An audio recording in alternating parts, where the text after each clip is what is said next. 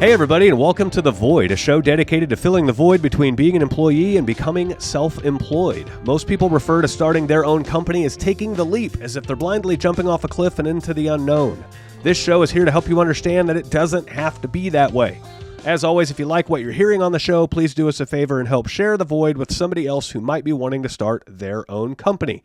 We saw an opportunity to help others understand that self-employment is well within your reach, and just as our businesses have grown organically and by word of mouth, we want this show to grow the same way.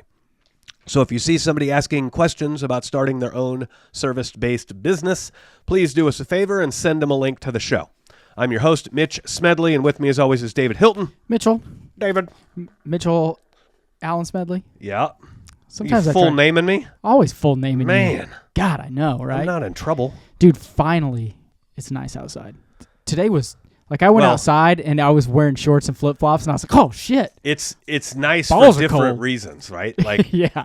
Like, I love this weather. It sucks that it's like cutting in on the boating season, but I still love fall. Dude, fall season. It's like the beginning of your boating season. Yeah. Spring and fall. Yep. You know, we talked about this with one of our guys this morning about Florida and like living there and stuff. Mm-hmm. And then like after our summer's been hot and dry and brutal and it sucked, right? Yeah. And then you have days like today and then you're like, man, if I moved to Florida, there would be no seasons. Yeah. Like they have seasons, don't get me wrong, but it's not that drastic swing. It's either hot or less hot. And I don't know how I would feel about it. Like I would miss those cold, crisp hunting mornings, you know, when there's like just a little bit of frost on the ground, but then in the afternoon it's like 50.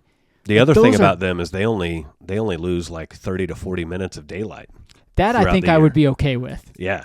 Like there's here it's already getting drastic. dark as like 6:45, 7. Well, Jenny and I, we talk about moving and living all these places all the time. And in full transparency, we're probably not going anywhere drastic, like maybe to the lake or something. Yeah. So it's all just a bunch of bullshit. We're moving south. Yeah, but 4 like, miles. You see those shows on TV, it's like buying Alaska. And like, oh, that'd be cool. Look at the fishing and this and that. And then you're like, oh, yeah, they have like a whole month where the sun's not out. Yeah. And I'm like, nah. Yeah. Like, I'm already a little psycho. I don't think I could handle it. Well, you could summer in Alaska. Yeah, I guess I could.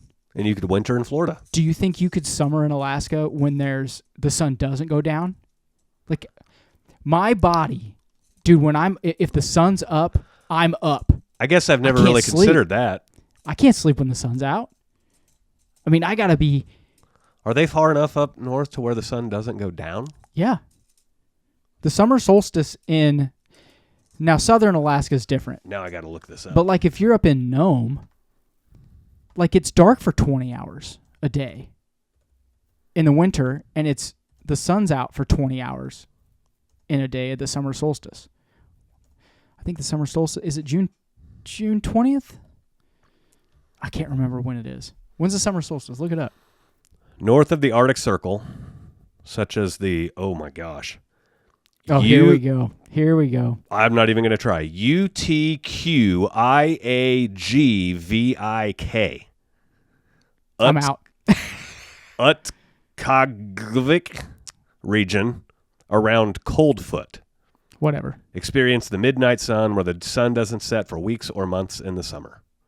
Dude. Farther south, like in Fairbanks, the sun never truly sets, but can be seen tracking a path across the sky. It goes like this.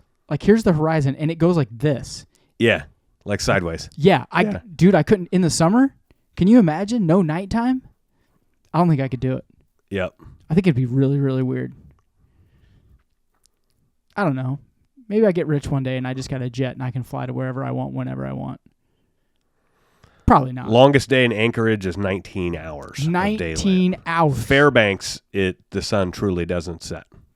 That's what I'm saying. That's crazy. Could you sleep? I can't sleep when the sun's out. Oh, I could sleep. Really? Yeah. You're a psycho then. For me, it's not a light thing. It's a circadian rhythm time thing. That's what people say, but your circadian rhythm changes. Mine does based on the sun. Like if in the summertime when the sun's up. Well, that's why daylight savings fucks people up. Dude, wrecks my whole life. Yeah. You're moving an hour off your internal clock. Yeah. The real, they did that. Congress was going to like get rid of it and all that. And they were like, no, we're going to go to daylight savings. So I'm like, no, Go to the whatever the normal time is. Can Yeah. we just freaking stick with that? Yeah. Yeah. And then everyone's like, do you realize that in the mornings it won't be light till, X amount of time and this and that. Blah, blah, blah. Like, yeah. I'd be fine with it. We have lights, Yeah. like LED ones. It's like, 2025, they're nice. dog. They're It's cool. Almost 2026. We don't have to worry about the wick on the candle getting trimmed. The wick on the candle. Yeah. Oh, my God. Yep. I always wondered about how they got up, and I Googled it. Apparently, I just was an idiot. They used to just put nails in the candles. Yeah. For at night, and then when and they'd time them. Mm-hmm. Because I always wondered. Well, they had these little caps that they would clip on the candle. Yeah, when it melts past, it falls off. Ting! Yeah, the cap would rest against the candlestick, and then as it burned down low enough, the lid would fall on top of the wick and just extinguish it. Oh, I'm talking about an alarm. At night, they would run the candle. They would light it. And there'd be, at different times, there'd be nails in there. Yep. And then when it got past it, they'd fall out. They'd and hear it'd the nail hit people the, up. ting of the, That's the only excuse for not hearing your alarm. It's like back then, it's not much. Or I misjudged how fast the candle was going to burn. Yeah. The candle burned slow, the wax was dense, and the nail didn't drop for an extra hour today. I know we're talking about something no one cares about, but you go into those old, old Shawnee Town and Lee Summit and all those, and they're like, there'd be a candle shop. Yeah. Like, why do you have a candle shop? And now it makes they used them for everything. Yeah. Like, it makes me sound like a completely ignorant retard. Yeah. But it makes sense now. Danielle watches this show that's set back in the 1400s kind of era. And it's about the time where they thought people were possessed by witches and stuff like that. Oh, like around the Salem witch trial time? Yeah, around that time, whatever period of time that is. I have no idea. 1600s? Candles everywhere, and there's a candle shop in town. And it's that person was busy. Yeah. Them and the blacksmith, they were like, that was the place to be. I love those old shows. And they're really popular on TV. They're set in those old times and all this, and it's like everyone's just doing everybody. Yeah. That's what this is. Yeah. There's sex all over the place in this show. First off, that's all bullshit. It wasn't happening as much. And dude, could you imagine the smell? None of them bathed. Yeah, I know. Everyone's all the women are oh, it's so hot. You stink so good. The whole time I'm thinking, man, can you imagine the smell in that fucking brothel? Yeah. No, I'm out. Well, and then everyone's downstairs listening to you, cheering you on. And so when you come out of the room, they're like, Mitchell. Try to concentrate up here. Can you be quiet for 3 minutes? That's all I need. Can I get 3 minutes apiece, please? I'm putting a nail in a candle. When that nail drops, you can be loud. Nail in a candle.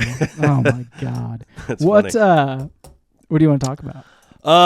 We are going to talk about how to get service calls as a trades-based business. How about that? But first, I want to do a little bragging. On yourself or me? On one of my kids, and I'm going to brag next week on the other kid. Sounds like a reach from what I know about your children, but go ahead. They did make it on the bus today, so that is brag-worthy. No, Mason, my oldest, he's 16. He's a junior, and he's in shop class. And we are still one of the states that still has shop class, yes? Yep. And so he talked his teacher into ignoring, for Mason only, pretty much ignoring the whole syllabus for shop class this semester. And he custom built his own wake surfboard for his whole semester's worth of credit in shop class. Well, first off, what is the syllabus in shop class? Isn't it to make something cool? Yeah. I mean, it's just learn not to use tools. Yeah, not doing what the class was designed, but hey, here's an opportunity. Let's make something else that they're not even prepared to make. Is it a piece of shit? No. We're good. It worked phenomenally. Did you get on it? I didn't. Oh, okay. Because we're worried about how much weight it can support. Because we didn't What's it made out of? It's made out of EPS foam, which is the same thing that's inside our surfboards. So Mason, I thought those were wood or fiberglass. They are EPS foam wrapped in fiberglass and then coated in resin. Oh. And learned something new today. Yeah. And so masons in our boards, the boards we use are made by Doomswell, and they're not the most expensive. They're not the cheapest. They're really good middle of the road boards. And for those that don't know, like wake surf boards can cost $1,500 a piece. Mine cost me about $400 a piece. The ultra cheap ones that you can't really do shit on other than just learn the basics are like $100 to $250. So, okay. $1,500 for a wake surfboard. Get the fuck out of here. And if you're really in it, like you see the value of it, right? It's kind of like a cheap compound bow versus a really nice compound bow. If you're shooting a lot, you see the perks of the really nice one. Whereas, yeah, I guess. Yeah. And so like if you're surfing a lot, you're going to notice the differences. They drive different. They have different, like they go faster or slower. They carve different. They slide different, like all that stuff. But so he took his middle of the road board and used it as a template and went and bought EPS foam and fiberglass and resin and epoxies and everything. And ours are made out of a solid piece of 2-inch EPS foam that is then CNC machined into place. Yeah. He did 1/2-inch, 1-inch, and then 1/2-inch EPS foam laminated together in a jig that is curved so that they to hold the it. shape. Yeah. Because they don't have a way to CNC route anything in the shop class. They could have done it by hand, but he wanted file that motherfucker down. Yeah. That'd be brutal. So he used his board as an outline, cut all the 3 different pieces, laminated them together, put them in the jig, put the curve on it, trimmed and shaved and rounded everything and sanded everything. He routed in fin pockets for the back of it to accept surfboard fins, removable surfboard fins. Were they epoxied in? Yeah, epoxied in. Fiberglass the whole thing, resined it, colored it up. I mean, interesting. It's a legit surfboard. Like he built an actual He's real gonna be fucking surfboard. So heartbroken if he breaks it or something. And so, well, that was our thing. Was like we don't know what kind of engineering goes into these professional boards. Like EPS foam sure seems like it would snap in half, but the fiberglass on the outside creates like an exoskeleton. Epoxy resin is strong as shit. Yeah, but it'll still snap. It will, but it's like it's hard, like hard, but it's got flex to it too. Yeah, you know what I mean. Well, he so he did all that, and we were worried. Like the 2 points on a surfboard that are insanely stressful. There's 3. The first is pulling up from the rope, getting all the force against the board to get you up out of the water. Once you're on the board, there's almost no force. But then if you're going to jump the board, when you land on the water, there's a lot of force. I would think getting up would be the most stressful. Yeah, and then if you fall the wrong way. There are some times where you fall and like land on the board, like your shoulder lands on the board or your like that arm. time your face was all fucked up. Well, that was the board came up under my nose. Yeah, but so we were worried about that, and so he wasn't trying any aerials or anything else. But I'll be damned if the kid didn't bust a couple of 360s on this homemade surfboard. So like it surfs, and he says it's actually faster and it glides better than his board. I bet the custom epoxy on it makes a big difference. Probably. You know what I mean? That probably makes a big difference. But the one he built only has 2 fins. The one the one that he surfs, his professional board has 4 fins. So it probably explains the traction differences with it. Oh, and going faster too. Not as much drag. Yeah. So the 4 fins actually make it faster. It's kind of weird how they stop it. They do. No, really they do. Like the rear fins are smaller, and if you take the rear fins out, it becomes a little slidier and slower. You put the rear fins back in for speed and grip. They come out? Yeah, they're removable. Not that anyone gives a shit. You can change them. Does his are epoxied in? No, the pockets are epoxied in, but it's got removable fins just like a Do they just snap in? They lock in, they snap in, and then there's like an Allen key that locks them in. Oh, that makes more sense. But okay. Yeah, we went out on Sunday, and everybody that kind of had a hand on the board and has been helping him get ideas and everything else, we're out on the boat with him, and was it nice Sunday? It was nice Sunday. Yeah, it was 80. Yeah, 80 and sunny. Water temps are 74. So, man, it's still 74. This has been a hot, dry summer. We're less than confident in our boat's water temp gauge. For such an expensive ass fucking boat, you think it'd be accurate. Yeah, I know, but it shouldn't move 8 degrees when you're out on the water for 2 hours. It climbs. So like you put in and it's like, oh, it's 70 degrees. And then by the time you pull out, it shows this water temp 78 degrees. And it's like, there's no way the water temp moved 8 degrees while we were here.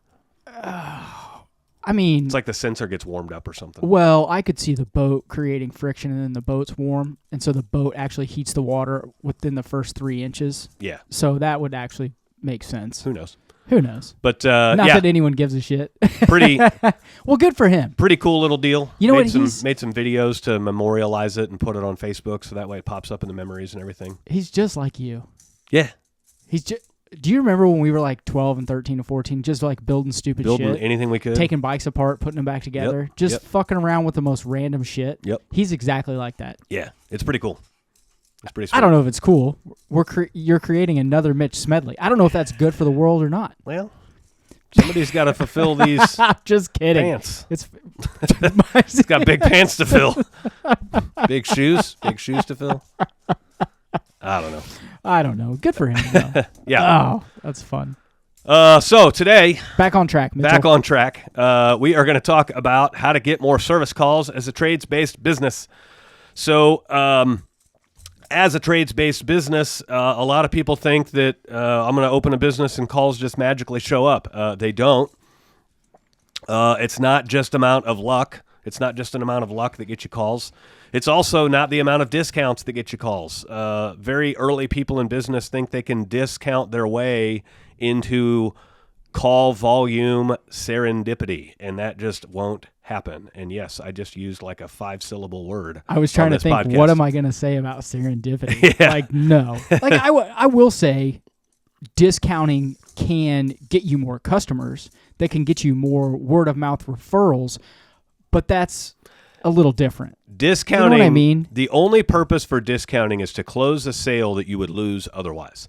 Discounting does not make your phone ring. No.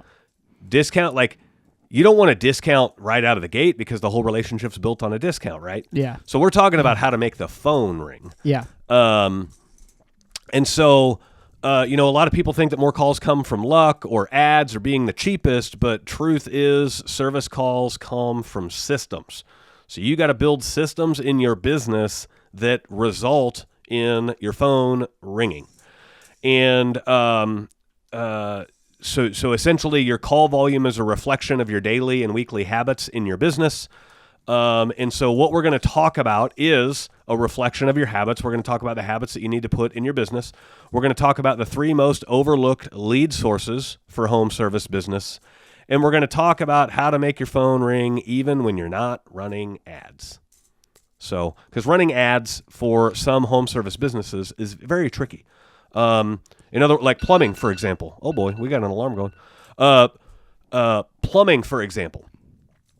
It's very difficult for me to run an ad for a water heater replacement when you may not need a water heater replacement today. Yeah. Right? Like how often do the things fail that you need?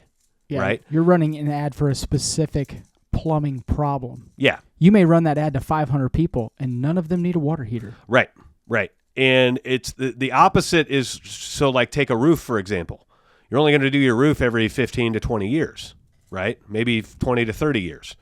But the difference between like roofing and plumbing is quite a few things. People need a roof for longer. Like the buying window for a roof is long. Like I know for a year I need a new roof. Yeah. Right? So the ad actually has a long window to be effective in. Roofers can follow storms and capitalize on the surge of busyness there. They can literally let the weather radar tell them where to market. Yeah, but it then allows also them to target at a specific time when the buying is right. Right. Or And selling, however you want to look at it. And I can't, somebody in my neighborhood needs a water heater today. I guarantee it. I don't know who. Yeah. But somebody does, right? So like, how would you find that, right? But then the third part about roofing is they cooperate with your insurance, and it's really easy to sell something to somebody when they're only paying for a small fraction of it, right? This is why doctors and roofers do really, really well, is because... Yeah, there's no pain involved for them writing that check. Yeah. When What do the I care? It's insurance just a copay. Yeah. What do I care? It's just a deductible. $40,000 surgery? Sure. It's just a deductible. Cut me open, motherfucker. Right. And so, it's $2,500 deductible and I got a new roof. Sweet. I don't care who does my roof. Yeah. As long as I'm only out $2,500, right? Yeah. So there's big differences there versus your traditional home services, plumbing, heating, cooling guys, electricians, pest control, tile guys, remodel guys, things like that. So we're going to talk about a lot of that stuff. So this is kind of funny the way my outline's set up here. So when we turn hardworking trades into wealth building machines, it starts to pay off, right? And so how do we do that is we got to make sure our call board stays full. So one of the key things with getting your call board to stay full is we need visibility, we need trustworthiness, and we need consistency. Okay? They can't shop from you if they don't know who you are. They won't buy from you unless they trust you. And you can't show up once in their radar and then disappear and expect that one time worked. Take for example, this is where a lot of new businesses get duped, the golf course scorecards. Marketing agencies have capitalized on golf course scorecards, and they love to call up new business owners and be like, hey, we'll put your name on these golf course scorecards, and the average golfer has an income of this, and they're your ideal client, and blah blah blah. But let's be honest, that average golfer ain't looking at any of the ads on that scorecard. Well, and he's only hanging on to it if he shoots a -3 and it's his personal best. Exactly. Like I couldn't tell you. I've been to Adams Point thousands of times. Yeah. I couldn't tell you what any of those ads ever said on those cards. Never even looked at them. Not at all. I barely even looked at the boxes. Right. What hole are we on? 12. Okay, there's my name. There's my number. Right. Like, that's it. And I try to avoid things like that for a couple of reasons. One is because I can't guarantee that person's my ideal customer. Like, some people are from out of town. Some people aren't in my service area. Half those people rent. They don't even own. And you can't shop from me unless you own your house, right? Yeah, and I would add what I think is people are so accustomed to seeing that stuff constantly. It's like the baseball thing when your banner's up on the fence at the Little League. Yeah. No one looks at them anymore because we've been seeing them for 20 years. Yeah. No one's looking at the scorecard because they've been looking at it for 20 years. Yeah. Like, it has to be, if you're going to do something like that, it has to be something that is like extremely, like, it has to stand out. Like, you did the golf balls that time. Yep. It was like, hey, save this golf ball, turn it in for $50. Mm-hmm. I saw one the other day that said, if you find this golf ball, I'll come back to your house and pick it up from your mom. Like, it has to be something memorable that stands out, that keeps you in their mind's eye for an extended period of time. Yeah. Like, it can't be the run-of-the-mill, everyone's doing this. I think, honestly, billboards are that way now, too. Yep. I couldn't tell you what one billboard says on I-70 between Adams Dairy Parkway and the mall by us. And I've seen them all a million times. Yeah. I don't know what any of them say. The only ones I see or that I even look at are the ones that are gas is here because I'm traveling. Yeah. That's it. Yep. The rest of them are just wasted space. Yeah. And that's part of it. Like, you got to be very methodical, very systemized with where you're going to spend your marketing dollars and where you're going to put your visibility, right? And so the brand visibility piece, how many people even know you exist, right? So we're going to talk about that. We're going to talk about, do people believe that you're going to do good work when you show up? Are we talking about right when you start your business? Or are we talking about just in general? At any time. Okay. Right. Day 1, day 1,000. Doesn't matter. Okay. We're going to talk about availability. How easy is it to contact you? Do you answer the phone? How easy is it to schedule? Right? Yeah. Do you not answer your phone and they have to call them back? Do you have online booking available? Like, all these things, right? So we're going to talk about the plumber next door problem, being good but invisible. And we're going to talk about why referrals slow down when you don't stay top of mind. So when we started our company, we kind of went through a couple of different gears. Gear 1 was a heavy presence on social media, bragging about the fact that we have all this experience and that we are going to take care of your plumbing better than any other company in town because of that experience and everything else. Like, we have the 10,000 hour guarantee that guarantees that our technicians have 10,000 hours of experience, 5 years. Most companies don't have that. And so simply by offering, like, there's an old story about two kids that are selling milk at like a roadside stand. Left turn, I like it. And Give it to me. one kid has milk for sale for $1. And another kid puts up a sign that says milk not expired, $2. Gold. He's not saying the other guy's milk is expired. No. But he's just raising the doubt of... I mean, he is, but yeah. Right. He's saying it without saying it. Right. But he's raising the doubt, and like people are going to be like, oh, I'll spend an extra $1 for not expired milk. Right? and so it's the same logic that we do our 10,000-hour guarantee is we can say without saying, nobody else has a 10,000-hour guarantee. So if you shop with that other company, you might be getting a 6-month experienced guy, whereas our guys have 5 years of experience, 10 times that. Yeah. And so,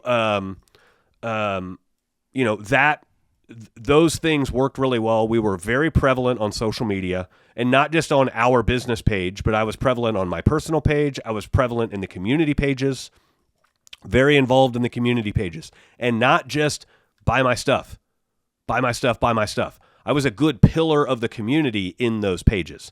I would make funny jokes on comments, like I still do this today. One of the local news stations was talking about a pothole that opened up on State Line Road. And they said the pothole was the size of 6 to 7 washing machines. And I'm like... Deep? Yeah, I just said, we will literally use anything but the metric system in America. Like not even the metric system, like... Right. What kind of who thought that random ass shit was going to work? I don't know.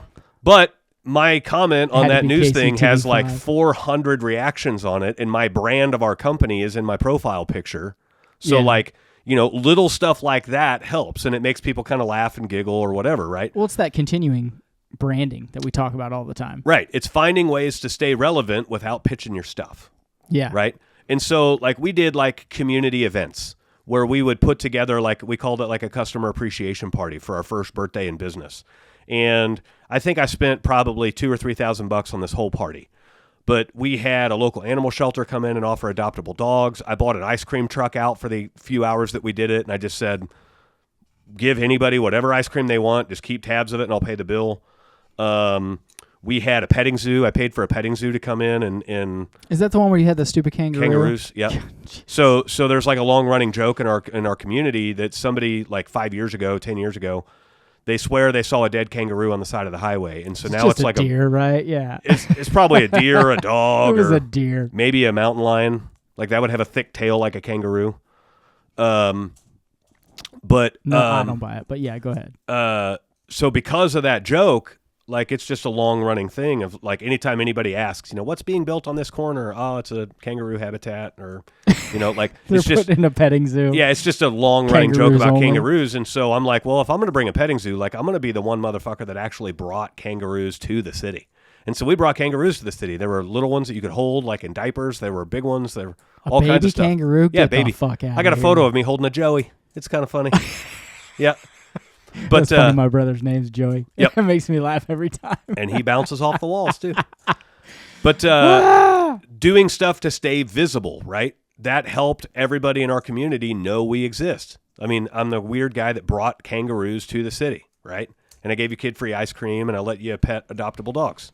And I didn't charge you for any of it. Yeah. It was just a branding thing. And I still have, sitting right over there, I still have all the swag bags that we made, all the leftover swag bags that we made for that thing. Gave away stuff from the local community and stuff like that. Had restaurants throwing gift cards and stuff like that. No offense, that was 5 years ago. Maybe it's time to go through those. It could be. Yeah. Yeah. Half the swag in there's probably businesses that aren't even in business anymore. There's who knows? Candy in that bag that's 5 years old. Yep. I love you. Go through your shit. But part of that visibility when customers do see you is what are they actually seeing? They should be seeing signs of trust. And so for us, it's how can you not trust the company that makes a promise to you that they have more experience than any other company in town? And how can you not trust the company that on their own accord brought kangaroos and a petting zoo and ice cream to your doorstep? Yeah, and it's not even necessarily trust. Trust is a part of it, but the fact that someone makes a connection with you Mm-hmm. and then feels like you're a normal, regular person and not some stuck-up business owner that's going to rip them off when they come out. Yeah. Like, that creates a memorable experience. Yep. And they will remember you when that water heater does go out. Yeah. Or your HV or your freaking air conditioner isn't cooling. You Yep. know what I mean? Yeah. Like, that's what it really is. I mean, yeah, trust is a little bit. When I think of trust, I think of, like, my neighbor used them, loved them, they trust them, so I'm going to trust them. Yeah. You know what I mean? I think when you do things like what you were just talking about, a lot of guys in trade winds, like, they do the parades and they hand out candy to the kids and all that stuff. Like, I think it makes people, this is going to sound stupid, but it makes people like you. Yeah. And when people like you and feel like you're the same as them in a certain area, they create a bond with you regardless. Yep. And then it makes it easier for them to remember you. Yeah. Like, that's the quintessential beginning point when it comes to branding, is getting them to like you and remember who you are. Yeah. You know what I mean? Yeah. And so that's where all of that non-business related banter is that I would have on, like, the social media, the community pages and stuff. Yeah. Is I wasn't tearing people down unless somebody was way out of line. I wasn't tearing people down or anything else. I would maybe stand up against a bully online without tearing them down. Yeah. But I'm bad about that. I will crush a motherfucker. yeah. And I hate it because I'm not doing any good. Right. But, you know. Yeah, you got to be careful with it. But, like, basically, I had some rules that was like, only engage if it's positive, if it's going to make people laugh, and if it's going to portray myself and our company in a good light. And let's be real, you kind of have to be a little, I don't want to say narcissistic, but you have to be more concerned about the impression of how you look than you actually look, if that makes sense. Yeah, it makes sense. 100%. So if you can do that without being, like, it just needs to be top of mind aware. How is this going to land amongst the masses, right? So the last part of this first section is about, like, when referrals slow down because we don't stay top of mind. We do in our company, and we're going to get to this a little bit later, we do social media marketing. The social media marketing is to stay top of mind, but it's still not staying top of mind enough. So I can market on social media, market on social media, market on social media. You're going to see my videos. You're going to laugh at my videos. You're going to do all these things. But then whenever, 5 months from now, you need a plumber because your water heater broke, you're going to be like, crap, I don't know who to call. And so you go to Google, right? Like, no plumber is going to stay so top of mind that people are like, I can't wait till my water heater breaks because I'm calling that guy. I mean, that's impossible. Do you know how much, first off, you could do it. Do you know how much money you would spend? Right.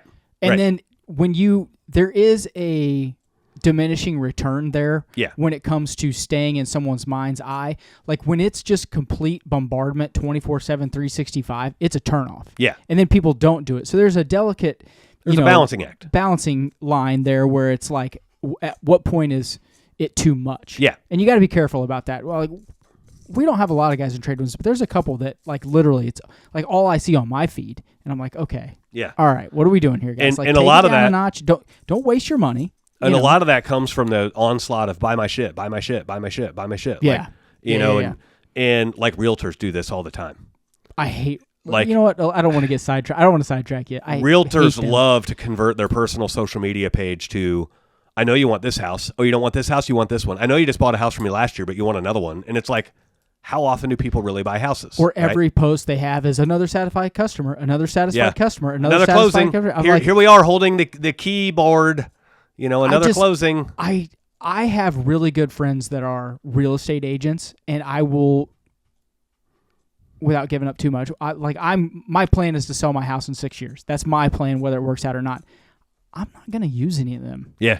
Because frankly, it's a turnoff for me to see that shit all the fucking time. I'm tired of it. Yeah, the cool real estate agents would fill your feed with some other stuff, and then, like, 1 out of every 10 posts is like, oh, by the way, here's a really cool property we have available, if you know of anybody.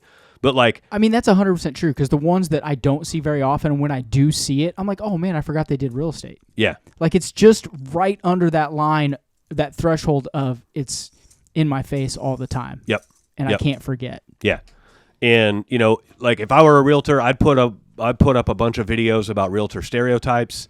I'd put up a bunch of videos about crazy shit we've seen in houses we're showing. and all that kind of stuff. There's one of my realtor friends shared a video, and this very animated lady she's dressed like a realtor, so she's wearing like a skirt and like a low-cut blouse and high heels. Yeah, girl, get it. And she's walking through this dilapidated house that should be boarded up and bulldozed down.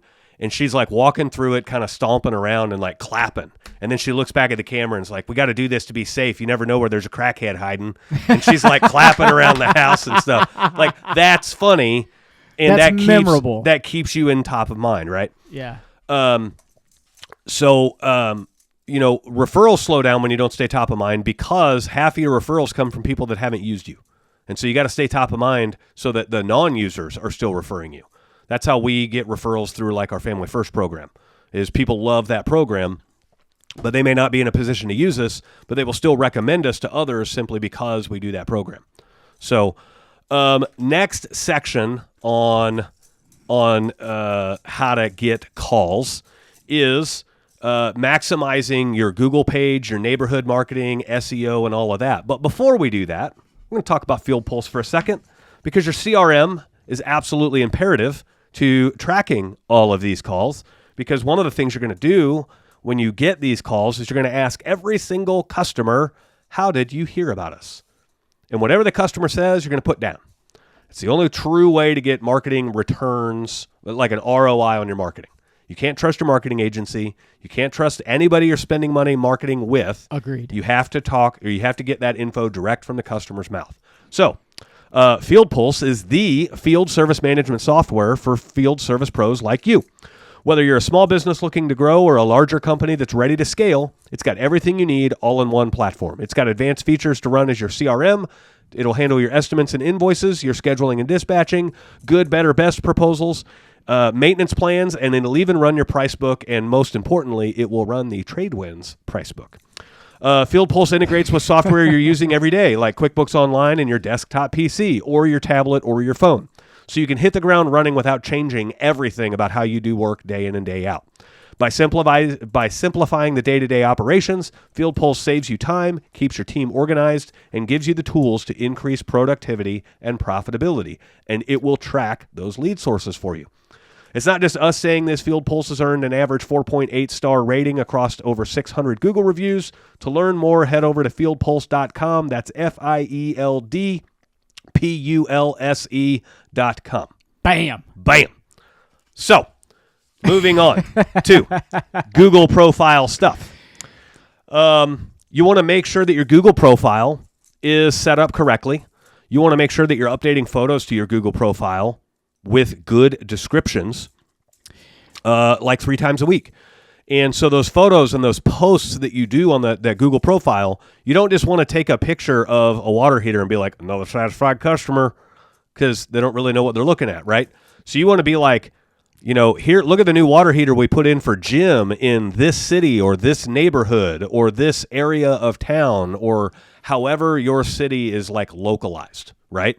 And so that way it's going to tag that photo, like the metadata of that photo with a city name is going to have a city name and everything else. Yeah. One other thing that we don't do this, I should do this. We should talk about Google My Business page here real quick for a little bit. One of the things that you should do is rename the file. Don't let it be file, 416793-F. Yeah, people just hit save. Save. So before you upload it to Google, rename the file like Jim Water Heater, Kansas City, Missouri. Yeah. And so that way, yes, it tracks that stuff too. The actual metadata of the file, they're able to scrub names and locations and service types from the metadata as well.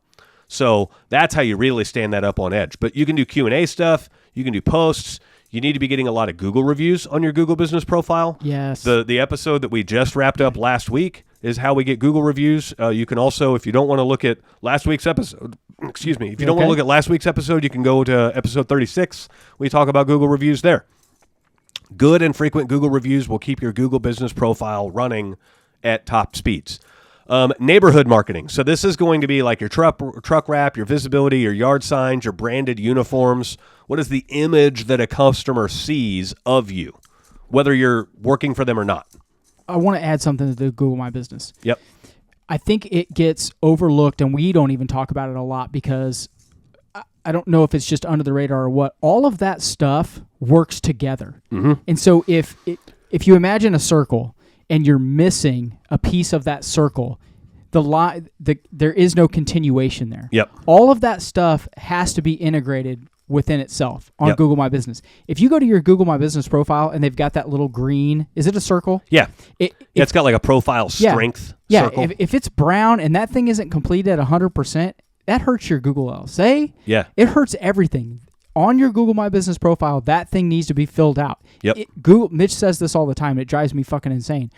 Google wants your information. Yeah. Like you have to feed it as much information as you can to stay relevant so that when you're paying for Google LSA, you're actually ranked where you're supposed to be ranked. Yeah. You know what I mean? So that people can actually find you when if you went through all the trouble about what we just talked about with branding and staying top of mind, and then they don't remember who the plumber is and they Google you and your name doesn't come up, all of that is for naught. Right. It's fucking wasted time. Yep. So take your time and your energy and make sure that you're doing everything that Google wants you to do to rank higher. Yep.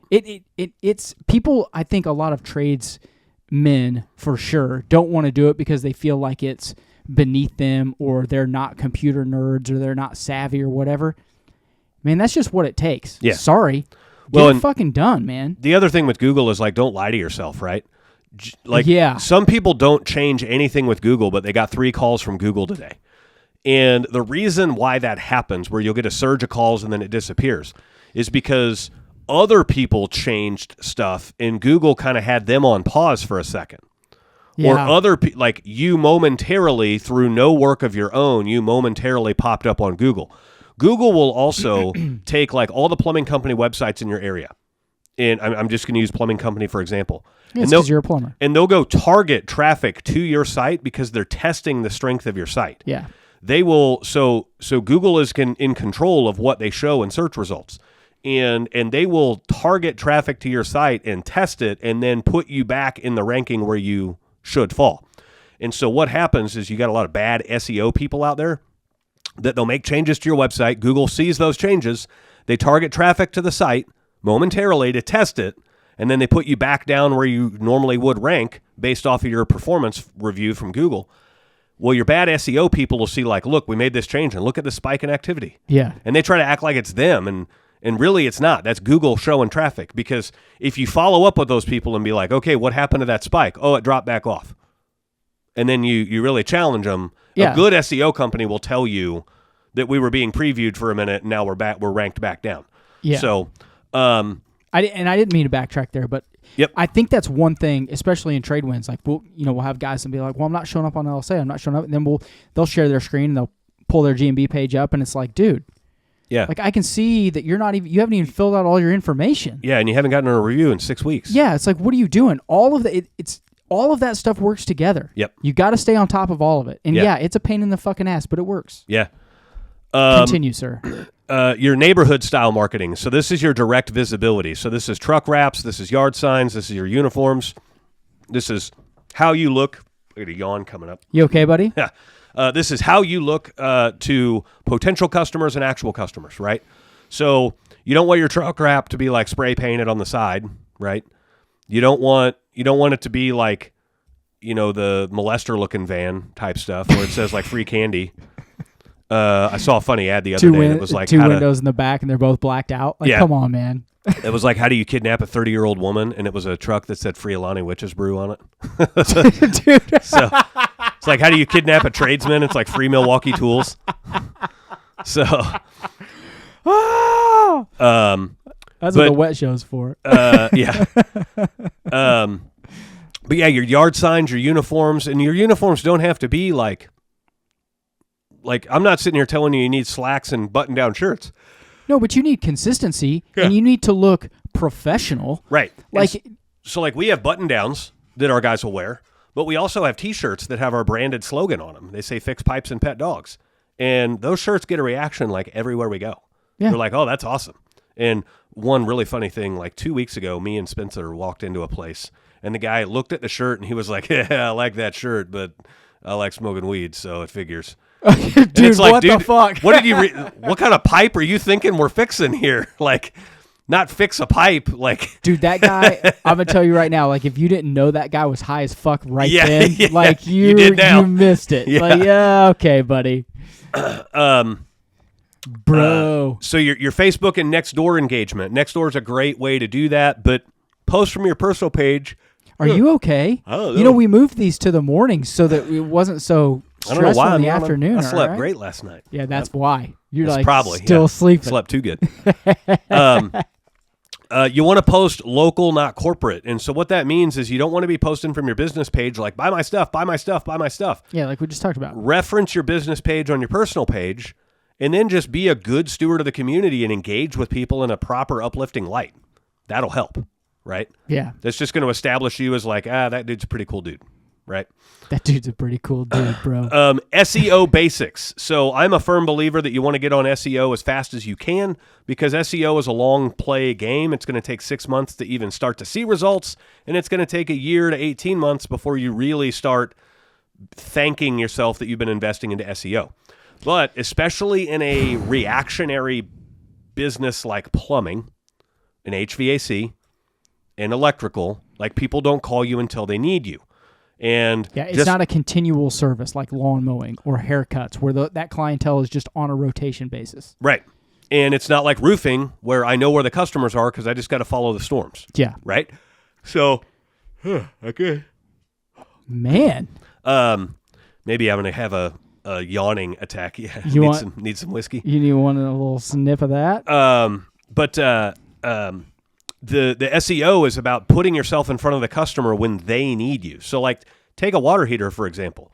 If you wake up in the morning and your water heater's making a wet mess on the floor or it's not hot, how wide is that window of opportunity for me to get an ad in front of that guy? Very little. 20 minutes. 20, 30 minutes maybe, He's going right? up there to Google. If he's a stickler and wants a bunch of bids, an hour and a half. Yeah. And so like I got to make sure that I show up in front of that guy when he's looking for it. And so that's where SEO comes in. Water heater repair near me, water heater replacement near me, plumber near me, all those things, right? Yeah. That's all SEO. And it takes a long time to have your website built in a fashion to get there. One trick is if you're newer in the business and you have some capital to spend, pay double for your SEO for the first 6 months. You won't regret it. Essentially, when you're buying SEO, you're buying so many hours of service from that SEO company every month. And I tell people all the time, like, spend more than $1,500 a month on SEO. And I tell people all the time, like, if I bought your services for $1,500, how much time am I buying from you? 28 minutes. Let's say 4 to 8 hours. Yeah. Right? Yeah. And so at 4 to 8 hours, like your half a day, really. Yeah, usually. your SEO company is going to be about the same. You think they're working for you all month long. They're really only working for you for 4 to 8 hours a month. And because there is a heavy lift in the beginning to get your website to where it ranks well, it's okay to pay double for the first few months just to give them extra time, extra hours each month to get your website up to speed that much faster. Now, once it's up to speed, then it's kind of in a maintenance mode and you don't really need to continue to spend it. Just real quick on SEO. For those that don't know, it's search engine optimization, okay? Usually the person that builds your website is going to offer you SEO as well. Mm-hmm. Just real quick, we've had some guys get burned. Make sure that you own your domain through GoDaddy, whatever. And make sure you own your website. And make sure you own your website so that if that guy pisses you off and you fire him, you can move all of that stuff to someone else to do your SEO. Yep. It's like the old kickball days. When the kids on the kickball field get mad, you can take your ball and go home. Yeah, exactly. Yep. I mean, and I feel like, especially in the trades, guys just don't know that until they've been burned or someone they know has been burned. Yep. So. Yep. It's a thing. It happened to me. I mean, it happens to everybody. So if you're doing this part of stuff right with your Google Business Profile, your neighborhood marketing, with your truck wrap and visibility and yard signs, if you're doing Facebook and Nextdoor and you're doing SEO, you create what I would like to consider like a community loop. Very much like what you were talking about earlier, a circle that can repeat itself, right? Yeah. So customer has a need. I show up online when they have that need. I go and do the repair. I get a 5-star review from the customer. A 5-star review is a customer that leaves you a 5-star review is like twice as likely to recommend you to like family and friends than somebody who doesn't. Yeah, it's not a one-sided thing. Like, it's not just, oh, this is only going to help me on Google. No, right. It helps you in every aspect. Right. Like, literally the act of leaving a review is them recommending you digitally. Well, now you've created the opening of a habit of them recommending you on social media and of them recommending you to their family and friends directly. Well, and it's a pain in the ass to leave a review. If you've done work for someone and they take the time to do that, they're, like you just said, they're going to take the time to then tell their friends about it. Or if someone asks, like, you made such an impact on them to get that review that is going to, like, infect every area of their life when it comes to the home service that you provide. Yep. If that makes sense. Yeah. Are you tired of complex and high credit card processing fees? The Void Podcast has negotiated exclusive rates for the Void listeners. This program's tailored for trade businesses like yours. And if you're using House Call Pro, switch and you can expect to save $80 for every 10,000 you process per month. Don't let high processing fees drain your profits. Visit empowerpayments.com/the Void or call us at 913-423-1265 now and unlock your savings. It's validation, really, is what it is. One way to test all of this stuff is go open an incognito browser on your internet. And no, you're not going to look up what you would normally look up in an incognito browser. I know that all of the guys know what you mean. Yeah. So you're going to open up an incognito browser and you're going to go start searching for your relative business and its relative terms online. If you're an HVAC guy, you're going to furnace repair near me, heater repair near me, AC repair near me, cooling repair, whatever, right? Yeah. And you got to think like a customer. I'm going to come over there and slap the shit out of you. Here, you want that? I don't know what it is. Maybe I need some. Yeah, let's do smelling salts. Let's shake them really hard. Hey, we're on a commercial break. Shake them really hard. Commercial break. Shake them. All right, let's see. Oh, fuck. Whoa. They're still dim.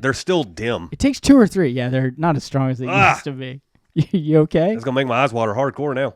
Oh, dude, they're already watering. I'm a little worried about you. Who knows what's going on. If I didn't have life insurance on you, I might be worried.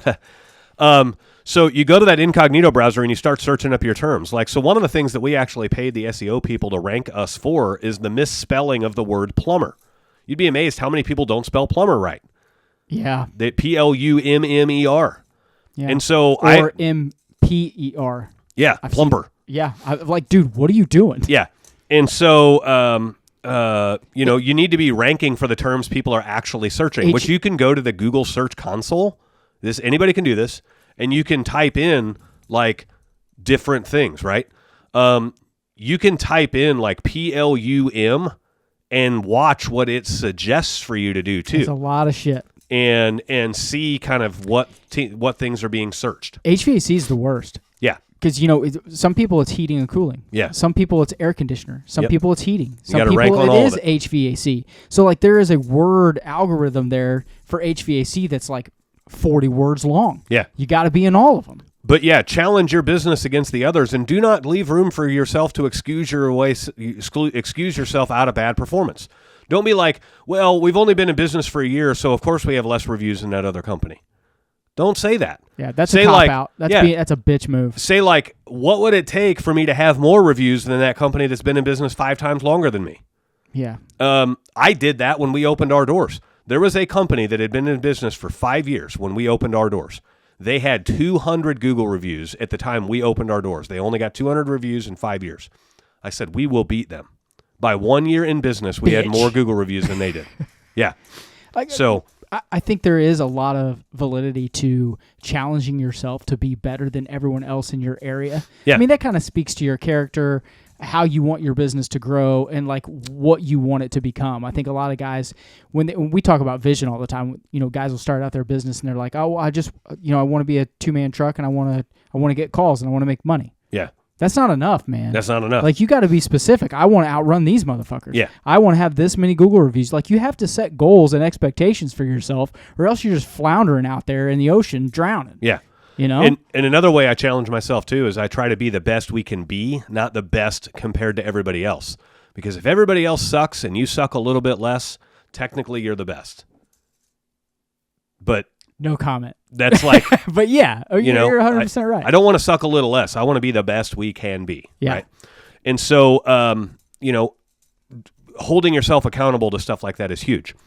Next section, turning past customers into future customers. Okay. A lot of people forget this. We do this every month. We reactivate old customers. Okay. So we got the 3 R's. We got reactivate, remind, and reward. In other words, we need to reactivate an old customer. And we started doing this when we had customers that would be like, we'd ask them, how did you hear about us? Oh, I found you on Google. Oh, cool. Have you ever used us before? Nope, never have. And then we start plugging in their info and they're already in our system. They've used us before and they forgot about it. It's because people want to forget about the plumber, right? They don't want to see you again. And so... No, you smell funny. Well, and every time we're there, it's usually expensive and it's usually not a great day for them, right? It's amazing when people have to spend money on their home or, a car or whatever, how quickly they will intentionally forget because it was painful. Yeah. And they don't want to deal with it. It's like out of sight, out of mind. Okay, it's over. I've moved on. I wrote the check. Who cares? Next thing. Yep. That was painful. I don't want to remember. Yeah.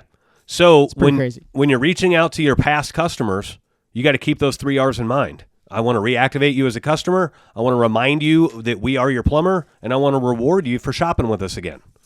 And so I recommend text campaigns for this. Email campaigns can kind of work, but emails have a super high delete rate, whereas texts have a super high read rate. And so I will do a text every time. And we literally text all of our customers at least once a month, and it'll be some form of a limited time offer. For the next... Got to create a sense of urgency. Yeah, for the next 20 people that reply to this text, we'll waive your service call fee. Or $50 off for the next 10 people that reply to this text. Or we did a $50 Amazon gift card.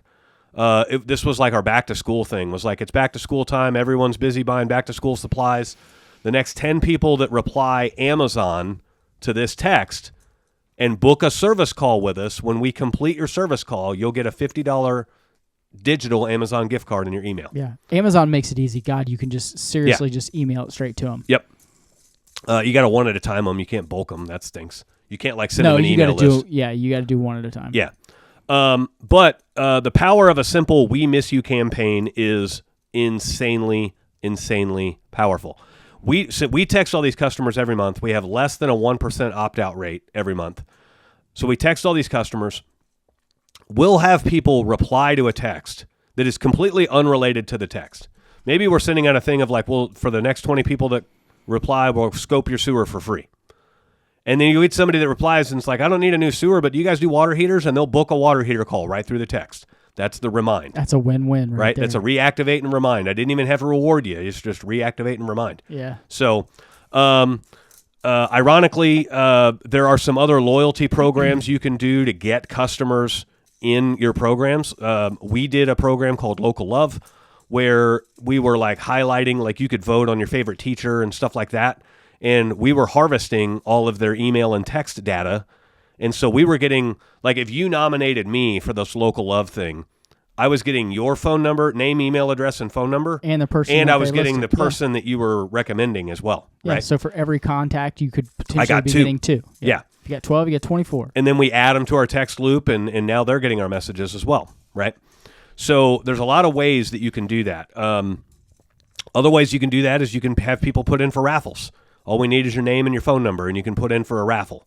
And don't think you got to spend a lot of money on raffle stuff. You can go to all your local businesses in town, your tanning salons, your banks, your bars, your restaurants, any other place in town, and those places will give you gift cards that you can put in a gift card basket, and you can raffle a gift card basket away. And it doesn't cost you anything to do. It helps promote other businesses in town. It puts you in front of those other businesses as well, because now they're going to share your post because you're giving away their gift card. Yeah, right? And people think, oh, well, businesses aren't going to want to pay for that. What do you mean? You're literally doing marketing for them, and all they have to do is give you a gift card. Yeah. It's the easiest marketing that they can. People do it. They're just like, yes, please. Yeah. Will you take 4? Right. And keep in mind, for somebody to spend a gift card, they have to buy from you. right? Yeah. And so, like, a restaurant will absolutely give you a $20 gift card to include in your gift basket if it means that you're going to tag them on a couple of social media posts, and it's a guaranteed reward. Like, alcohol excluded. Like, you go to 54th Street. I mean, they're $20 is $20. selling They don't booze. care. Yeah, it doesn't matter. Yeah.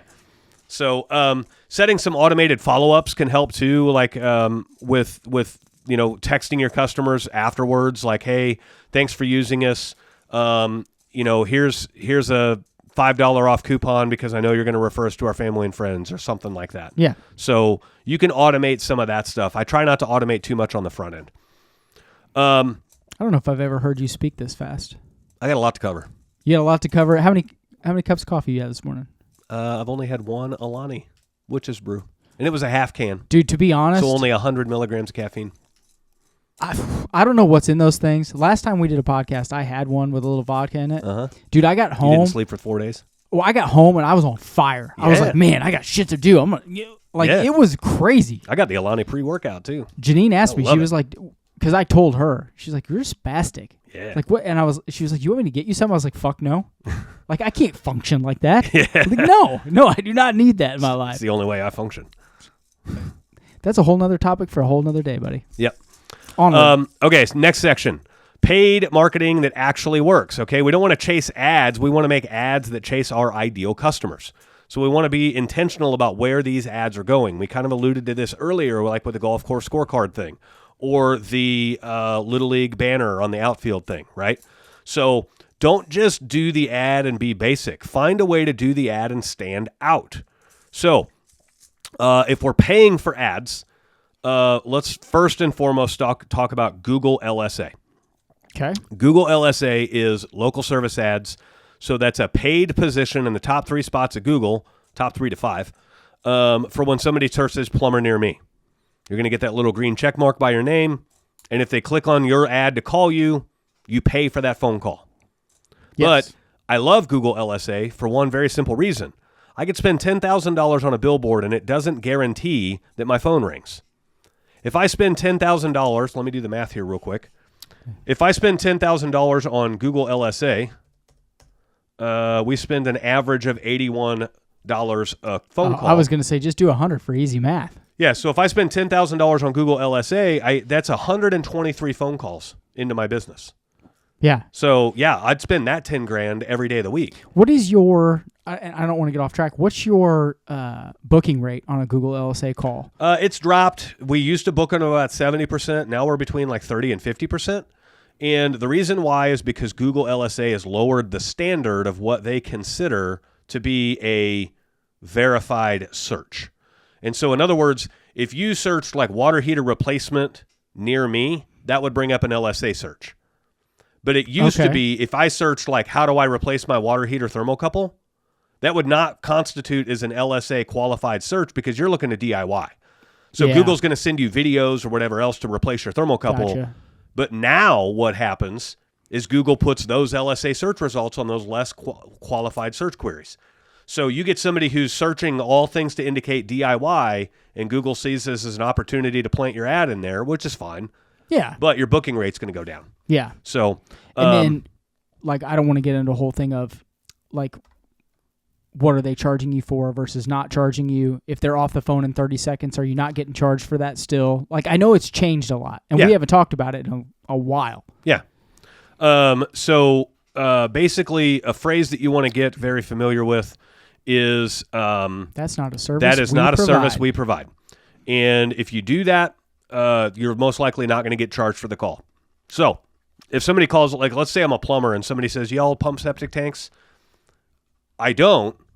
And I want to give them a referral to my septic guy that we typically refer, but I'm going to lead that conversation with, unfortunately, that's not a service we provide, but I do have a really good referral for you if you have a PIN ready. And our ladies will jump into the referral and find the people that we recommend for septic, which is usually Chapman Septic Systems. Yeah. Or Chapman Septic Services.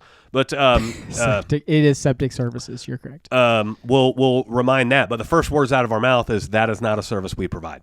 So I'm going to look and see. Is it coming up? Google LSAs. I'm pulling up our Google LSA right now. I am going to buy a laptop for this, from my side. And I'm just going to plug it in as a monitor over here so I can see what you're Googling. Let's see. In the last 30 days, we've gotten 37 leads from Google LSA, and we've spent $2,768. Let's call that $69 divided by the 37 leads. So that comes down to $74.83 a lead. So we're running a little bit more efficient than we used to. That's good. That's cool. Yeah, we can have a lot of fun with all of this stuff. I'm going to check one thing. I tried, while I'm in here, I tried doing this, looking at this last night. It's not working? Well. Were you drunk watching football? There it is. Our ad is on. Okay. No, they used to have an app, and they don't have an app anymore. And so the app let me How do they not have a fucking app anymore? You do it all through desktop now. But interesting. Now the ad let me toggle off my the app let me toggle off our Google LSA ad, and I wanted to make sure I was able to toggle it back on. So we're good. But anyway, LSA is a great way to get in front of people when they need you. Retargeting ads are also a good brand position. Retargeting is basically whenever somebody is online searching for anything, and then any other website they visit that has ads running on the website, Google will put your retargeted ad back in there. So if somebody does a search for tell me about tankless water heaters, and they're just generally looking for tankless water heaters, retargeting ads will now put your plumbing company in view of that customer for a while after that.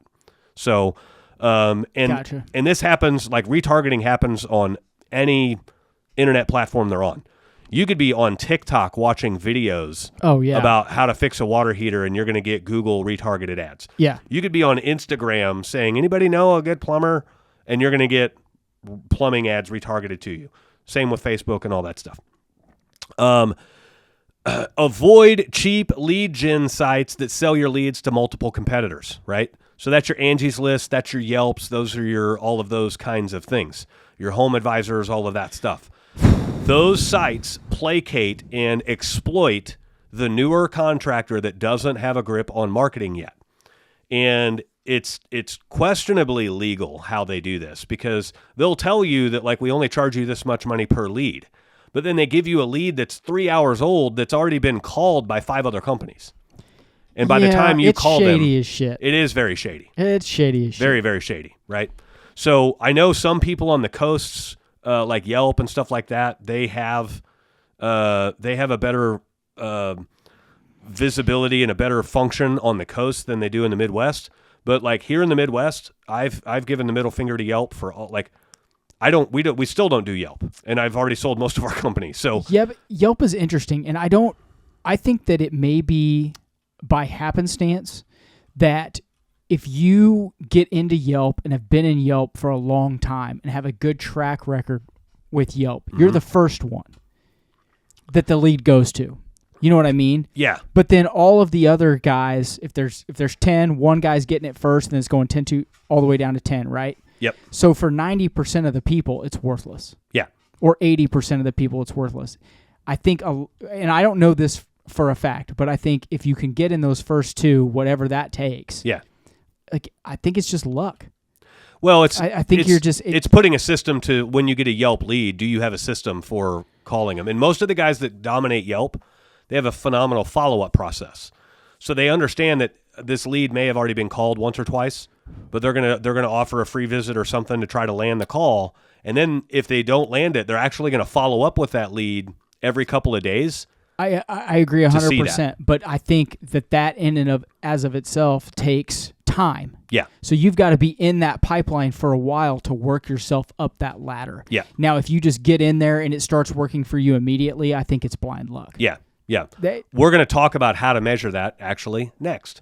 So the lawn sign effect. So yard signs. Small, consistent exposure beats one big campaign, right? So you make it a system to do yard signs. We incentivize our customers by giving them a $30 discount if they put our yard sign in their yard for a month. It works. And it works really well. A lot of guys in TW use it. It works great. And we've tried different yard signs. I will say the better your yard signs look, the better it works. I did get a recommendation from somebody who did cheap white yard signs that just said plumbing and then had their phone number on it. Yeah. And it looked kind of shady. And then a legit business shows up. but they were getting a call because the person thought that like maybe this is work on the cheap kind of thing. Yeah. And that didn't pan out. The guy that I got the advice from seemed like it was a really good idea, but we've tried it with a couple of people in Tradewinds and they did not have the same results. So the nicer the yard signs, the better. Now, how to measure the return on investment in your advertising. So we're going to track it. Like if you're using Field Pulse or any other CRM, you're going to ask every customer, how did you hear about us? And that's very important. You don't want to let the metrics, the advertising avenues tell you what leads they sent you because they lie, and they don't lie on purpose, but they have the best data. The best data they can go off with is a lie. And so what I mean by that is if my SEO guy is tracking how many leads call us from our website, they're tracking how many people click the call now button or click the book now button on the website. They are going to say, because that's the only data they have to go off of, they're going to say, we sent you 50 calls last month. But when you ask all 50 of those people, how did you hear about us? You're going to find out that they didn't hear about you through your website. They weren't just randomly searching one day and they were like, oh, look, a plumbing website. Oh, that looks nice. Oh, I think I'm going to have them do my plumbing. No, like, Mary next door was like, hey, I used them. And then they went home and Googled you and then clicked on it. Yeah. That's how that works. And so, yeah, that's exactly how that works. And sometimes you end up double paying for leads like this. Yeah, sometimes you earn a word-of-mouth referral that comes in as a Google LSA call. Yeah. But we still ask every customer, even Google LSA customers, how did you hear about us? Because we have toggled on branded search on our Google LSA. So that means if I need a plumber and I'm like, hey, Dave, who do you use for a plumber? I need one. And you're like, oh, call Smedley. Cool. Well, now I'm going to go to Google and I'm going to Google Smedley Plumbing. I'm using Google as a phone book. Well, then my LSA lead pops up and it's like, call now. And it's calling directly through Google LSA.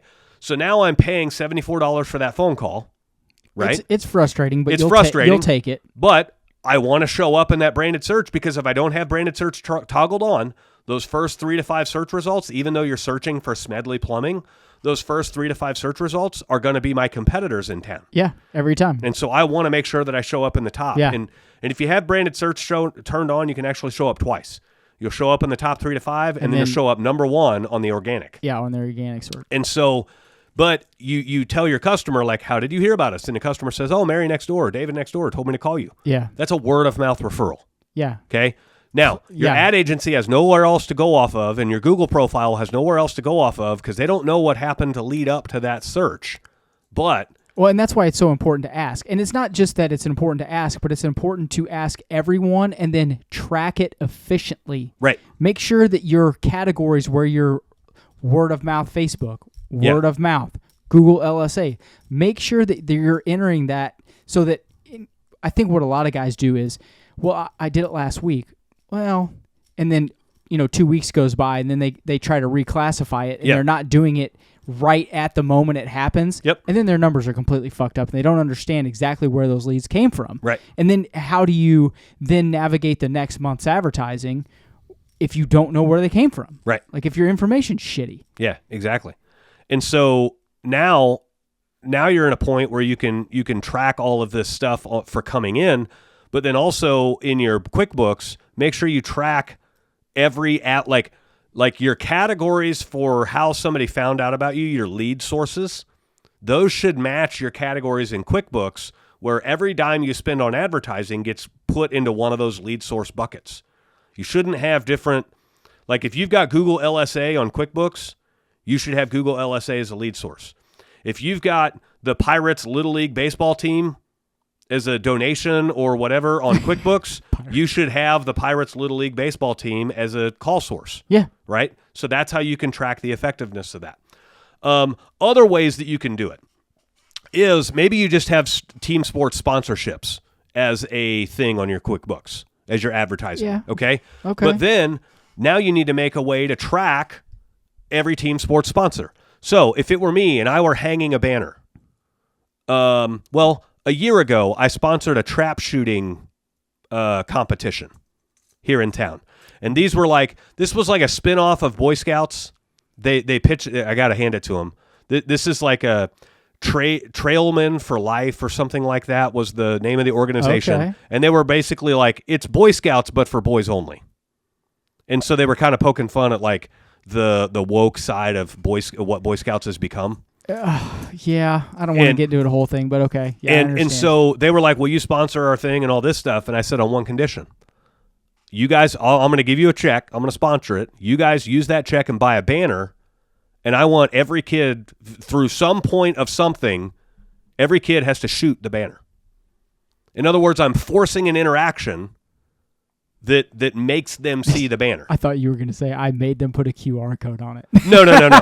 But here's another thing. Like if I sponsored a Little League baseball team and I got to hang a banner on the fence, the banner would say, like, if you hit this banner with a pop fly, you get $500 if you catch it on film or whatever. Like, send us the video of, in other words, when you're force creating an interaction. You're creating an avenue to get an ad. Yes. That is very unique. Yeah. That you can then use. I used to sponsor the porta potties at the local fall festival here in town. And they had all these funny, silly signs. Like, we would have all these slogans on them, right? It wasn't just like porta potty sponsored by Smedley Plumbing. Got to take a dump after eating a Timmy's burger? Come here. Right. And so it's funny. So like Timmy Burger is like the most sought after burger at our fall festival, Man, right? It's been shit for 5 years. I know. Makes me mad. Back in the day when we were kids, they were the shit. I think they're still the same burger. It's just I've had like too back many. in the day we thought McDonald's tasted good and now it's not, kind of thing. But anyway, I digress. So Jinx, bitch. So like one of our signs on the porta potty said, "Warning: this contains yesterday's Timmy burgers."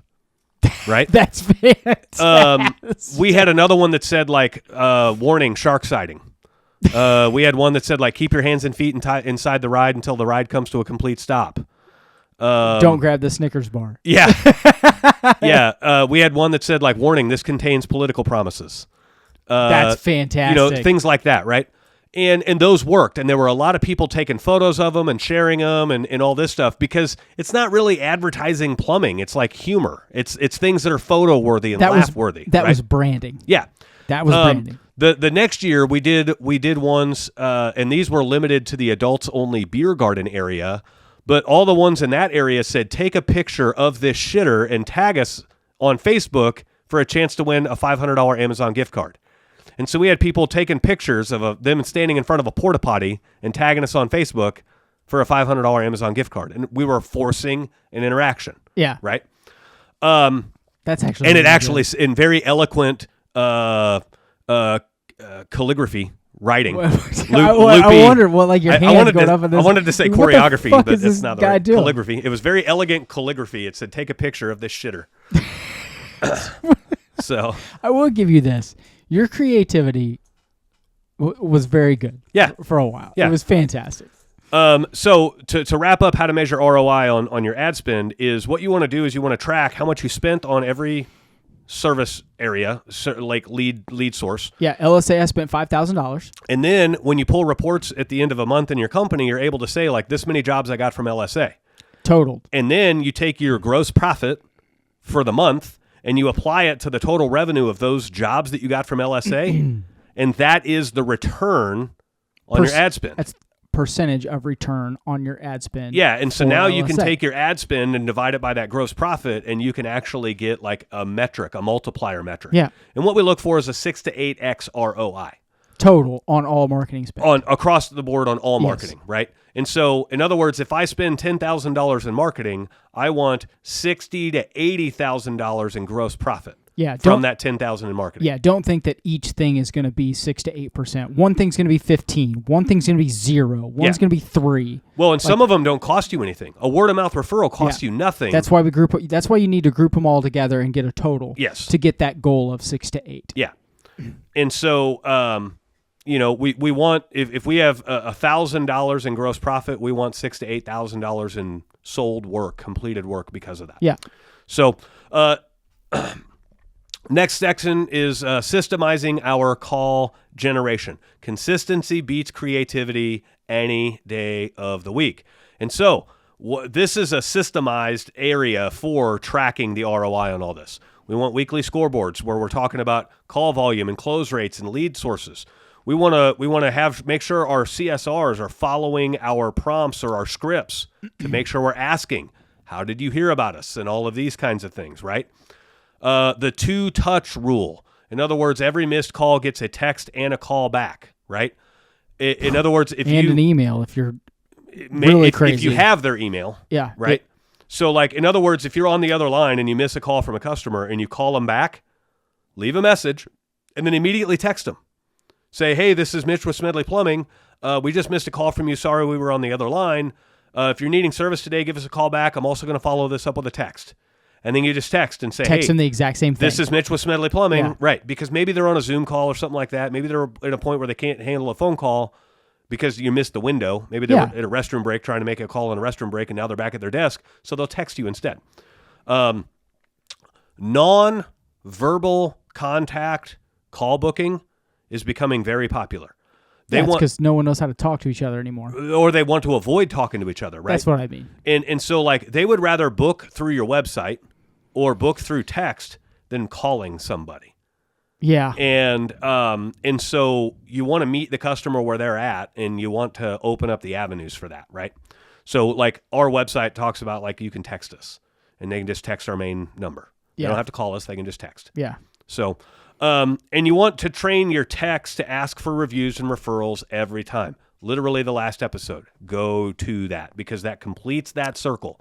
You did all this work to get the customer. Now you want to make sure that customer is set up the best they can to refer you.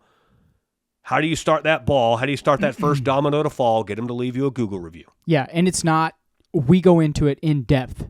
Yeah. Step-by-step process. Yep. So take, 20 minutes and go back and search for that. Yep. Little section in there. You know what I probably ought to do on the YouTube ones and inside of the podcast stuff is create that as a secondary where it just says the important step-by-step process for getting the Google review and make it a 10-minute video. So you just go click on it. Yeah. Hey, I'll do that. Could do that. Shorten it up. That. Yeah. So I'm going to drop a quote that Austin used to refer to a lot. Austin, our old producer guy. I can't remember what book he got this out of, but he would say you don't rise to the level of your goals, you fall to the level of your systems. And so, in other words, it's one thing to dream big and be like, oh, I want our phones to ring off the hook. But if you aren't building a system that makes your phone ring off the hook, it'll never ring off the hook. Yeah, it's amazing to me how many guys go into business and they're like, well, my phone's just going to ring because I'm in business now. Yeah. Dude, that doesn't fucking happen anymore. Very intentional. Yeah. It's not like that anymore. When there was 2 plumbers in one city, there's 28. Yep. So wrapping things up here, we're going to kind of wind down and remind everybody what we've just talked about. Calls come from visibility, trust, and consistency. You got it. They have to know who you are. They have to trust who you are, and you have to consistently be in their view in a threatening manner? Not non-threatening, but like a non-salesy manner. You don't want to be like, buy my shit, buy my shit, buy my shit. You don't want to be that real estate agent that every day they're posting another house sold, another house sold. Let me know when I can sell your house. Another house sold, another showing, another closing, another closing. Yeah. 4 deals on the table, $4 million in revenue closed this year. Like, you don't want to be that guy. No, you right? don't. You want to be that guy that's like, oh, by the way, I sell houses, but check this out. This guy's got this really cool old thing in his basement, and this house is for sale. Yeah. Right? If you're a plumber, highlighting cool shit that your customers have in their basements without making it sound like you're casing the joint, right? Yeah, like you go down there, like you see an old boiler that's from 1947 and it's still rolling. Right. Like that is cool. And it doesn't even have to be trade specific. Man. We were in a house the other day and somebody had taken 4 bicycles and chopped them up and welded them together to create a homemade golf buggy, like club cart. The walk behind, push behind club cart things. I know what you're saying, and I'm trying to decide if I'm going to say they're insane or if that's cool. This was like straight out of the 50s or 60s. Yeah. It had wooden platforms on it and holes in it for you could drop like 6 tees. That's pretty dope. It had holes. That's pretty dope. It had holes that were just smaller than a golf ball, so you could drop a golf ball in there, but it was in there deep enough it wouldn't roll out. That's pretty dope. He had pockets for every single club in his arsenal. Instead of a bag. Oh, I was thinking it would hold the bag. And No. It was like a whole rotisserie. It had like little things on there to where you'd put your shoes in after you were done. It was cool. That's pretty cool. And was it functional? I don't know. I mean, the thing was 50 years old, but it was just really neat. It was probably functional back in the day. My first year in business, I was trying to showcase anything cool in customers' houses, just being fascinated with being in customers' homes. This person had this really, really cool kitchen tables, 12 feet long. It was like 6 feet wide. Damn. It had really cool benches on the sides, and all it had custom really built, cool I'm chairs. Sure. Yeah. And the custom build was like, this ain't just custom. There's meaning behind this. Yeah. So I asked the lady, I'm like, what's up with this table? Like this, I know this is badass, but there were these stars inlaid, these metal stars inlaid into it, and come to find out, they use those. Usually, people will use bow ties or stars or whatever to hold those planks together. Yep, they're fantastic. I've done a couple tables like that. They're pretty awesome. Come to find out, her dad served on an aircraft carrier.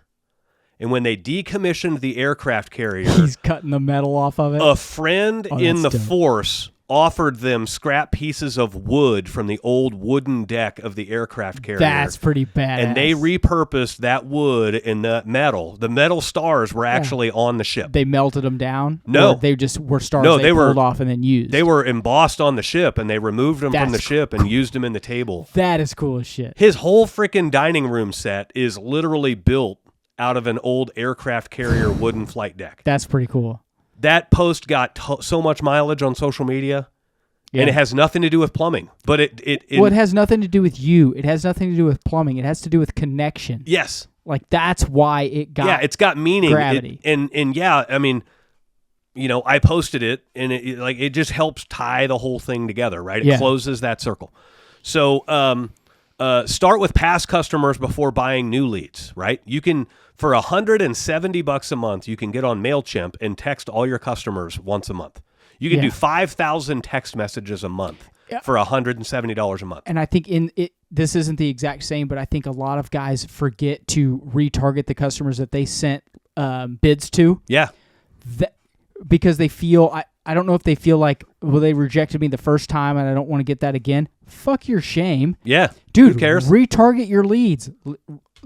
It doesn't hurt to be told no. That's a lead you already paid for. Yep. We're in the home. Yep. And you don't know if it didn't work out. You don't know if they forgot. Yeah. Like, retarget those people. Come on, retarget. Follow up. For sure. Call, what's Nick Staten say? I know he's not the guy, but he wears the hat all the time. Call the damn leads. Call the damn leads. Yeah. Like, come on, man. That's my buddy Andrew Wilson. That's his Andrew company. Wilson. Yep. That's right.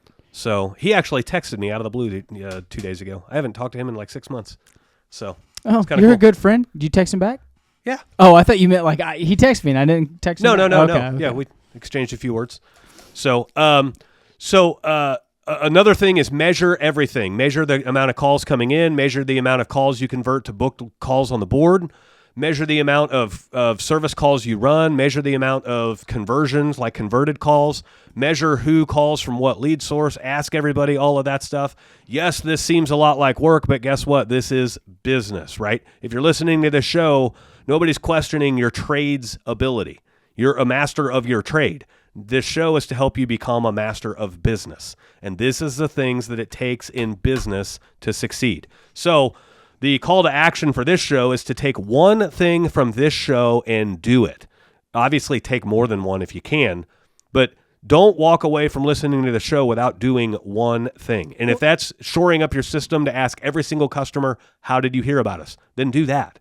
And then next week, add something else from this show. Yeah. In the trades, all the code books and everything are based on minimums, right? Right. That doesn't mean you can't go up above and beyond. Yeah. Do the minimum, and then if it works out, go on to the next one. Yeah. And literally, so every quarter we do a marketing ROI analysis report. And so my virtual professional is working on this right now as we speak. Today, yeah. So we have to wait for a quarter to get over, and we have to wait for our P&L for that most recent month of the quarter to be complete. And then I have a whole system for how we track all this stuff, and Like, I don't even do it anymore. I have my virtual professional do it. But she'll go in and pull all these reports from all the different lead sources and all the different revenue amounts from all those sources.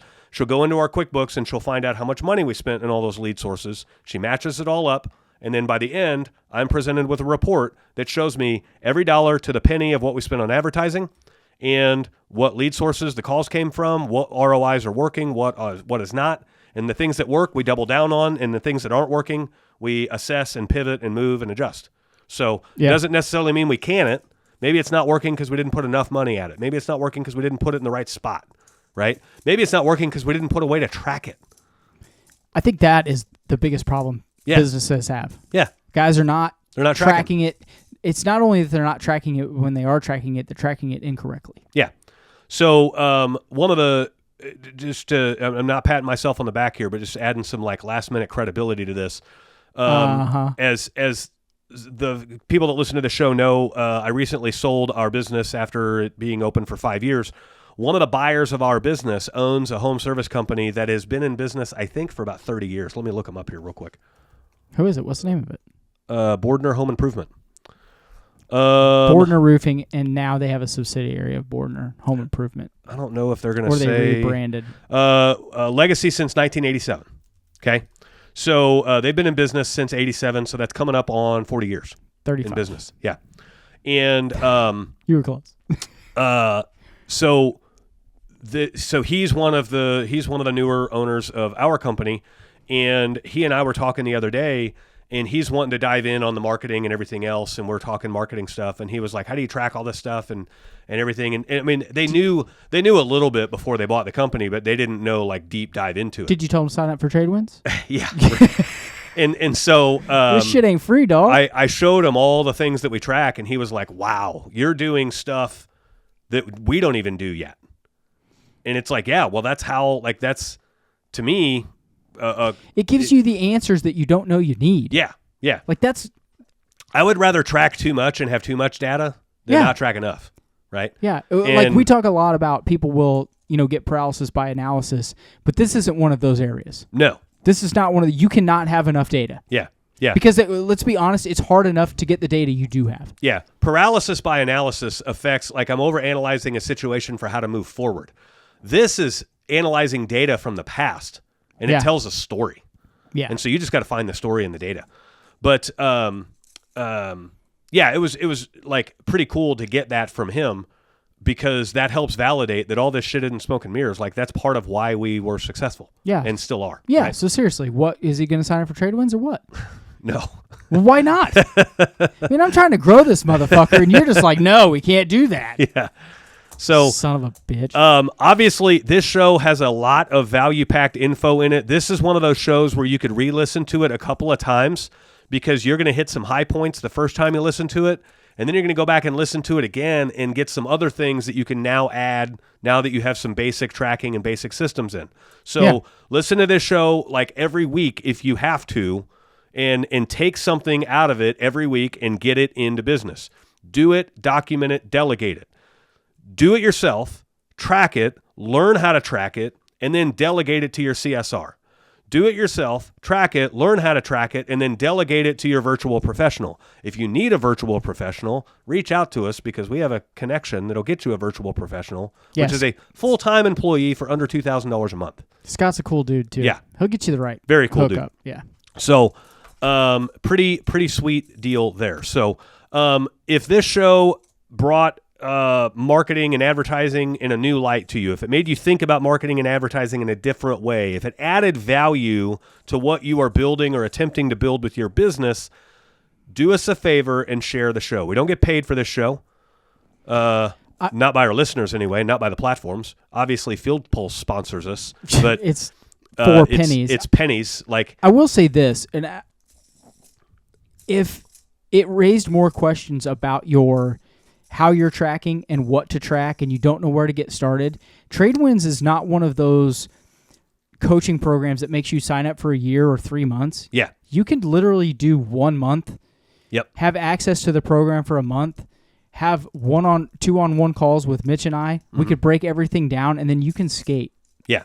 And no hard feelings. Yeah. So if you want to sign up and like in the inquiry, tradewindsconsulting.com, just look, be like, hey, I want to go over my marketing and how I'm tracking it. Yep. Sign up. We'll go over it. Yeah.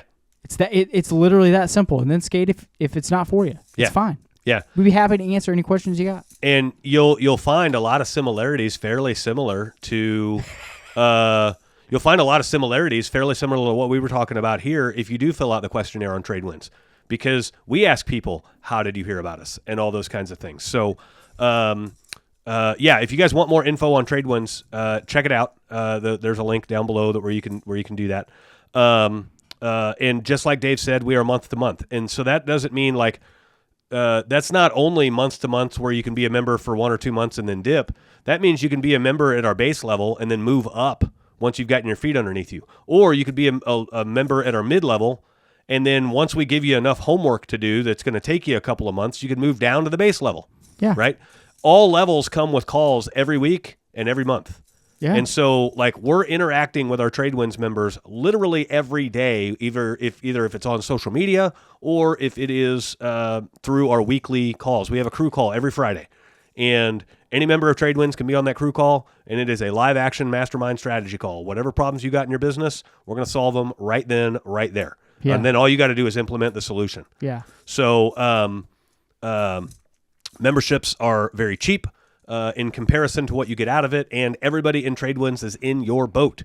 They are owners of a trade-based business looking to grow. So there's no competition within TradeWinds either. We have a lot of members in the same markets. Dude, our group is fantastic. Yeah, it is really, really cool. Those guys help each like, not to make us sound shitty, but they help each other more than we help them. Yeah. Like, they're just... As the group grows and gets large enough, Jesus, the group itself becomes an asset, right? Yeah, so, it's crazy to me. Yeah, and the connections and the network you learn from that is insane. So until next week, guys, we will see you later, and I expect that you're going to have some questions. Feel free to email them to us.